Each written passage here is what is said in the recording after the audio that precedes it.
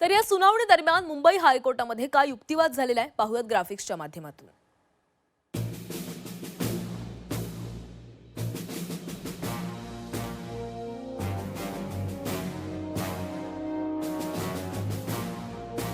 त्याचं सदावर्तेंनी म्हटलंय, दक्षिण मुंबईत रास्ता रोको केला जातोय। आंदोलनाविरोधात अनेक याचिका दाखल झाल्याचं महाधिवक्त्यांनी सांगितलं। आंदोलनात कोर्टाच्या अटींचं उल्लंघन झाल्याचा दावा सदावर्तेंनी केला। तर नियमांचं पालन करणं त्यांचं काम आहे, त्यांनी करावं असं महाधिवक्त्यांनी सांगितलं। 5000 आंदोलकांची परवानगी होती, मात्र हजारो लोक आलेत असं सदावर्तेंनी म्हटलं। शनिवार रविवारचं आंदोलन विनापरवानगी झाल्याचं सदावर्तेंचं म्हणणं आहे। तर संध्याकाळी 6 पर्यंतच परवानगी होती, त्याचंही उल्लंघन झाल्याचं सदावर्तेंनी म्हटलंय। आंदोलनात थेट राजकीय हस्तक्षेप झालाय। पवार ठाकरेंचे लोक रसद पुरवतायत। आंदोलकांकडनं मुख्यमंत्र्यांबाबत अपशब्द वापरण्यात आल्याचं सदावर्तेंनी म्हटलंय। कोर्ट परिसराला आंदोलकांचा घेराव आहे का असा सवाल कोर्टानं केला। लोक रस्त्यावर उतरले, तुम्ही गप्प का असंही कोर्टानं विचारलं। तुम्ही ताबडतोब रस्ते रिकामे का केले नाही अशी विचारणा कोर्टानं केली आहे। यंत्रणांना आंदोलनकर्त्यांकडून धमकी दिल्याचं महाधिवक्त्यांनी सांगितलं। तर राज्यभरातून आंदोलक बोलावू अशी धमकी दिल्याचं महाधिवक्त्यांनी सांगितलं। आम्हाला जरांगेंच्या प्रकृतीची काळजी आहे असं कोर्टानं म्हटलंय। जरांगेंना उपचार घेण्यास आम्ही सांगू शकतो असं कोर्टानं म्हटलंय। आंदोलन आता हाताबाहेर गेलेलं आहे। मुंबईत कोट्यवधी लोक येतील अशी भाषा का वापरली गेली असं देखील कोर्टानं विचारलं। तर वानखेडे ब्रेबॉर्न स्टेडियम देण्यात यावं अशी मागणी वकिलांनी केली। तर 26 ऑगस्टच्या आदेशाचं पालन करा असं कोर्टानं म्हटलंय। शाळा कॉलेजेस नोकरदारांना त्रास नको। जरांगे वीरेंद्र पवारांना नोटीस द्या असं कोर्टानं म्हटलंय। तर या सगळ्या संदर्भात सविस्तरपणे बोलणार आहोत। आमचे प्रतिनिधी सीमा आढे आपल्यासोबत जोडल्या गेलेल्या आहेत। सीमा, हायकोर्टानं महत्त्वाचे निर्देश दिलेले आहेत। जे काही मराठा आंदोलक आहेत त्यांना सगळ्यांना हटवण्यास सांगितलेलं आहे। सोबतच ज्या गाड्या आहेत त्या देखील हटवण्यास सांगितलेलं आहे। आज पुन्हा एकदा सुनावणी पार पडू शकते। आज कोर्ट काय निर्देश देऊ शकते?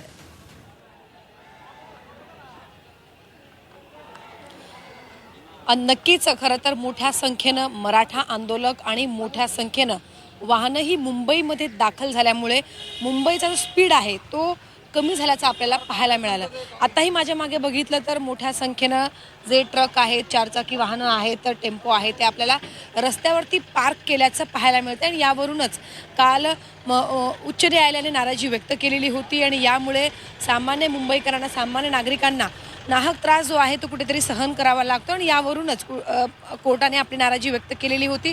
सोबतच काही तासांचा वेळसुद्धा मराठा आंदोलकांना देण्यात आलेला आहे, जेणेकरून पुन्हा म्हणजे नियमांचं पालन करतील आणि ज्या पद्धतीनं परिस्थिती सध्या मुंबईमध्ये निर्माण झालेली आहे ती पूर्वपदावरती येईल।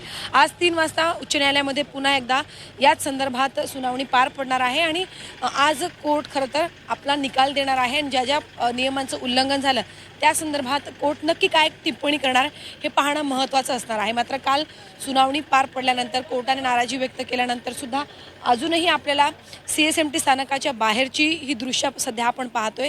अजूनही मोठ्या संख्येनं गाड्या ज्या आहेत त्या मेन दक्षिण मुंबईतील CSMT स्थानकाच्या बाहेर पार्क केल्याचं पाहायला मिळतं आणि त्यामुळे जे मुंबईकर खरं तर याच रस्त्याने प्रवास करत असतात त्यांचा कुठेतरी खोळंबा झाल्याचं पाहायला मिळत आहे। कारण हा जो चौक आहे तो पूर्णपणे मागील 5 दिवसांपासून बंद करण्यात आलेला आहे आणि या मार्गावरची जी वाहतूक आहे ती ठप्प झालेली आहे। कारण मोठ्या संख्येनं वाहनं पार्क केल्यामुळे इतर जी वाहनं आहेत ती पुढे जाऊ शकत नाही। या दोन्ही लेन जे आहेत ते बंद करण्यात आलेले आहेत। त्यामुळे हा संपूर्ण जो मेन भाग आहे दक्षिण मुंबईतला तो बंद असल्यामुळे कोर्टाने नाराजी व्यक्त केलेलीच होती। मात्र इकडे लावण्यात आलेली जी वाहनं आहेत ती वाशी किंवा इतर भागांमध्ये पार्क करण्यात यावी असंही सांगण्यात आलेलं होतं। मात्र अजूनही ही वाहनं इथेच असल्याचं आपल्याला पाहायला मिळत आहे। वारंवार मनोज जरांगे पाटील सुद्धा मराठा आंदोलकांना आवाहन करतायत की तुमची जी वाहनं आहेत ती मुंबई बाहेर लावा आणि तुम्ही ट्रेनने प्रवास करा। मात्र तरीसुद्धा वाहनं जी आहे ती अजूनही आपल्याला याच परिसरामध्ये पाहायला मिळतात। आपण पाहू शकतो सकाळची ही वेळ आहे। जेवण घेऊन काही वाहनं अजून मुंबईमध्ये दाखल होत आहेत।